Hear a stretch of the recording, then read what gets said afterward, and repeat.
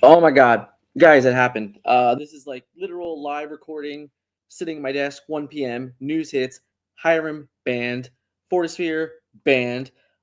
This is crazy. Let's take a quick look at it because unbelievable. In all honesty, Disney Lorcana TCG bans 2 cards from competitive play. Today, the Ravensburger Disney Lorcana TCG team announced removing 2 cards from eligibility, known as ban. In the core constructed format, a ban is important part of keeping a trading card game like Disney Lorcana thriving and fresh. The game design team chose to ban Hiram Flavorsham Toymaker and Fortisphere to ensure the greatest diversity of successful strategies was available to competitive players. The ban is in effect as of April 8th, 2025, meaning all Disney Lorcana events taking place after that date will no longer accept deck lists with those cards included. This marks the first time cards have ever been banned in Disney Lorcana since the release in August 2025.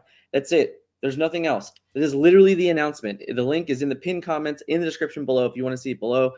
Honestly, I think this is incredibly healthy for Disney Lorcana. I've been shouting for weeks that Hiram needed to go. Fortisphere, a little bit interesting. My humble opinion, if it's Fortisphere, it's probably because of the play pattern around Sapphire Steel items. I know that the design team is very character friendly. They like to see games ending because of characters questing. And then, Fortisphere might be the card in Sapphire Steel that just like keeps it too consistent, keeps it too easy to just play a character and use Lucky Dime to win the game, or other avenues of just continuous play for free and just getting the most out of mechanics that maybe they didn't want to push in a particular direction. It's not shocking at all to me that it's Hiram, because at the end of the day, I've said this over and over again in every avenue that I've ever been asked, that Hiram is the most consistent draw engine in the game with the least amount of answers to it.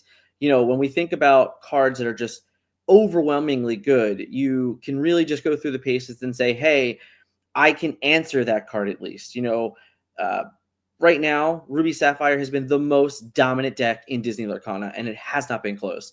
And when you look at Hiram and everything that Hiram has to offer, because of Sapphire Coil, it really turns into this never-ending engine. There was a lot of conversation about, oh, well, you won't have enough cards to ink at the later turns of the game because Sapphire is just going to run out of resources. But with Hiram, it was never true, because in the metagame, the only deck that answered Hiram effectively was Ruby Sapphire.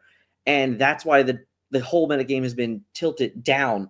This is a huge step in the right direction, because now what I believe this does, as my honest initial reaction, is it takes the power level of Ruby Sapphire and just brings it and balances it to everything else in the game.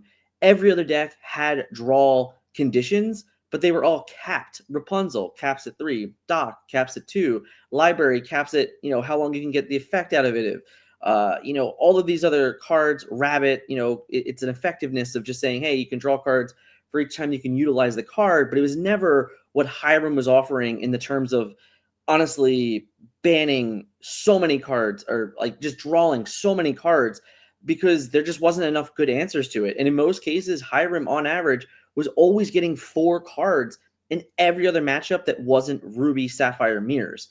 And that is why Hiram was the ban. It had to be the ban, because with that, now it really just levels the playing field. I think Ruby Sapphire definitely survives. I think Sapphire Steel, even with Fortisphere being banned, still survives.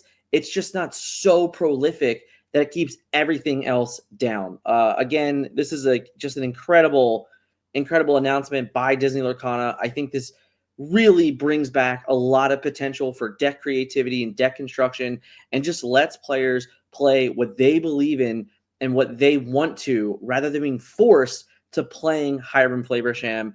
I love this. I'm so glad that we live in a world where we got this ban. I'm so glad that Ravensburger was willing to act. I think they even really acted fast. You're talking 5 weeks into the set of Arceus Island. They had a ton of data to go off of. They don't make these decisions lightly. They don't make these decisions without approval from Disney. So the idea that they were able to get on this right away, get active, test with the cards they wanted to get, and then get approved in 5 weeks, I think needs to be stated as well. Huge shout out to the Ravensburger team. Thank you so much for this, as a player, as a caster. you know, as someone that covers this game, I was honestly, I didn't even want to record the meta report today because I was just sick and tired of saying the exact same thing. Now I get to go and make content on what this means and how this will change everything. So wanted to get this one out real quick. Look forward to more, more new content on the channel now. How the game reacts, how do the decks react, what do we change, how does this really affect the metagame? Those will be coming up. But oh, seriously, if you're happy about this, hit me up in the comments. Let me know if you're happy. If you're upset, let me know too. All right, but yeah, seriously, shout out to Ravensburger. Thank you so much. We'll catch you guys in the next video.